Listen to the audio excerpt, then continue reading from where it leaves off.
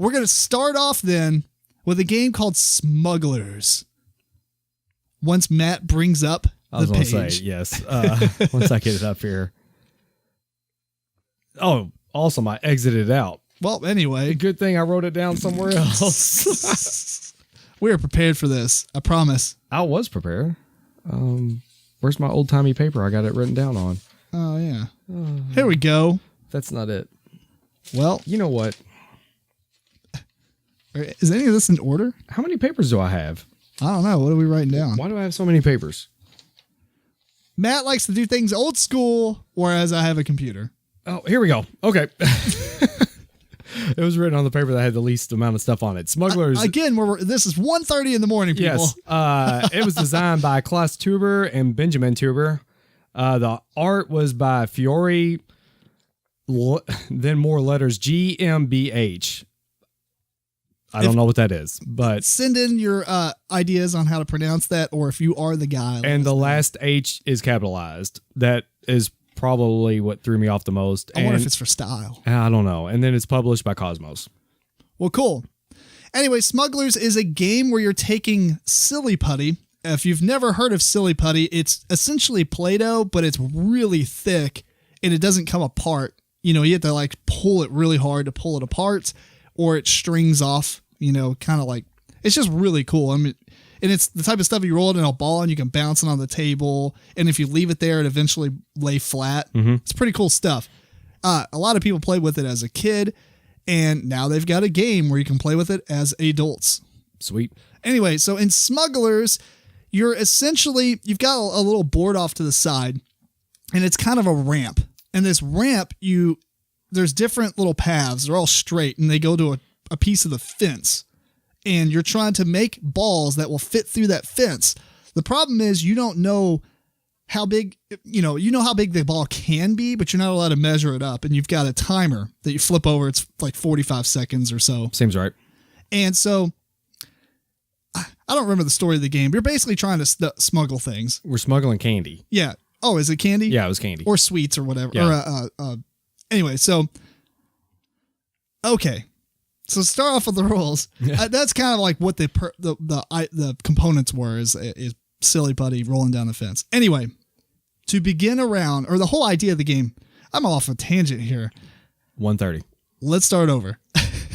The whole point of this game is you're trying to get red or blue tokens, which represents sweets or like other things. I don't remember what they were. It's like candy, and the other one has like pickles and things like almost like sweet and sour. Okay. Or maybe not sour, but you're trying to get either 5 of each color or 7 of one color. So 5 red, 5 yellow, or 7 of one of those two. To get those, though, you have 3 little gems, the plastic gems that pretty much come with every game now. You've got red, yellow, and you've got purple. We'll come back to the purple one. You're going to take one of those and prepare it, because somebody's going to roll a die, and there's a little guy that moves on this little track on that board that I was telling you about, where you roll the silly putty down, and it's 1 through 6. And so let's say you roll a 3, he's going to move 3 spaces, and now he's going to be on a spot that has a little circle, and it tells you how big the ball can be in order to fit through the piece of the fence at the bottom of the ramp. So you take one of your gems and you rip off your silly putty, you stick it in the silly putty, and you hide it in there and form a ball. You got a 45-second timer, which honestly is plenty. Mm-hmm.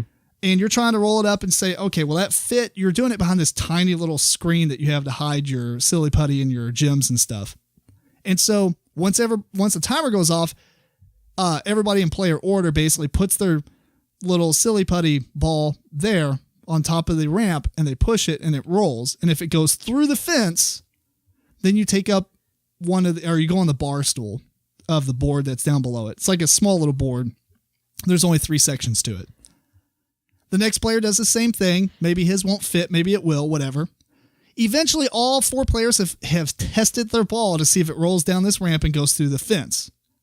And some players are going to be on the bar stools. And then some players are going to be in the junk room, essentially. And the junk room means you didn't make it. So you just kind of go off in there, and it's not the end of the world, but you can't score as many points when you're in there. Anyway, the people that made it and are in the bar are then going to compare. I guess these smugglers smuggled out of a rich mansion or something, and then they're comparing their treasures. Right. So, or a bag of loot, which is what your ball is.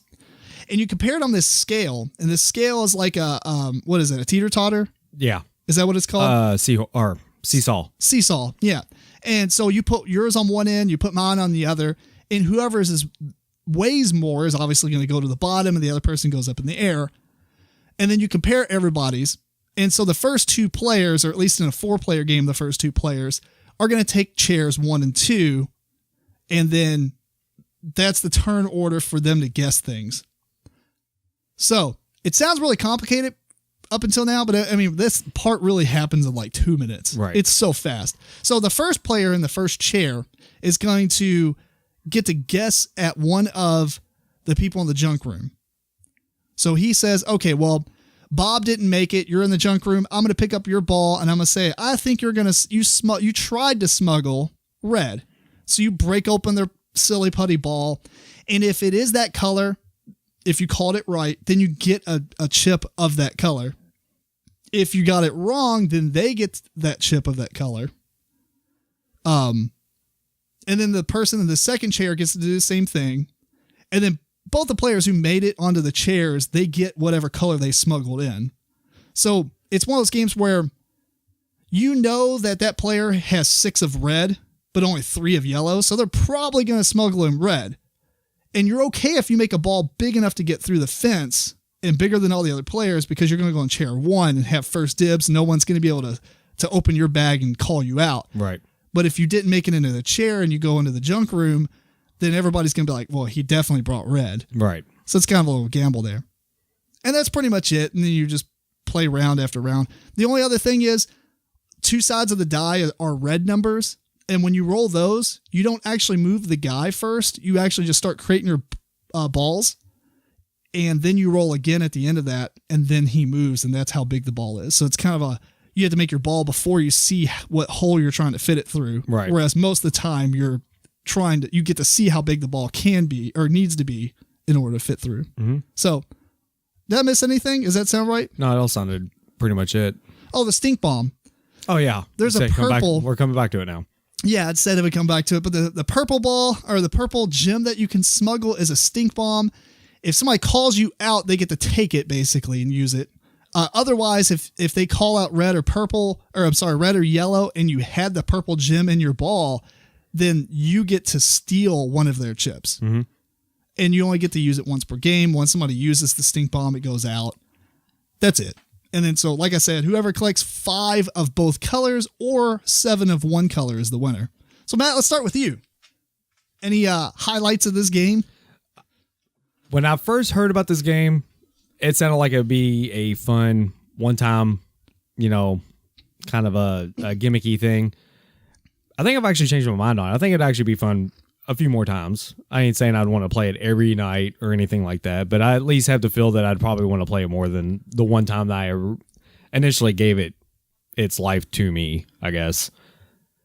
And so it's a lot of fun, though, to try and, I guess, see what your skill is on trying to catch guess how big of a ball you can get, how far you can push it, because you don't want to go too small, obviously, and play it too safe, because then you're just getting outweighed by everybody. So it's a nice balancing act, about trying to see what you did there. Yeah, trying to see how much you want to push your luck on that aspect. I really don't know how I feel about the one where it's a complete gamble on where they roll it and you have zero idea on what hole you'll be going through. But I mean, if that's the only problem I have with the game, I guess that's not too bad. Yeah, I mean, luckily that doesn't happen all the time. Right, because it's only on what, 5 and 6? I think it was like 3 or 4 or 6. I don't know. It's only on 2 sides though. Only 2 sides, okay. Yeah. So like a third of the time that happens. I would even be fine if it was you roll a 6 and that's the only time it happens. Right. Because it's fun to every once in a while for that to happen, because, or maybe they put it in there because if somebody gets really good at making the ball, then they're going to get through all the time and be like, perfect. Right. Now, I mean, if you're playing it that many times, I don't feel like the game has that much replayability. Yeah. But whatever, be that as it may, if somebody got that good at the game, that's kind of a self-balancing act, Yeah.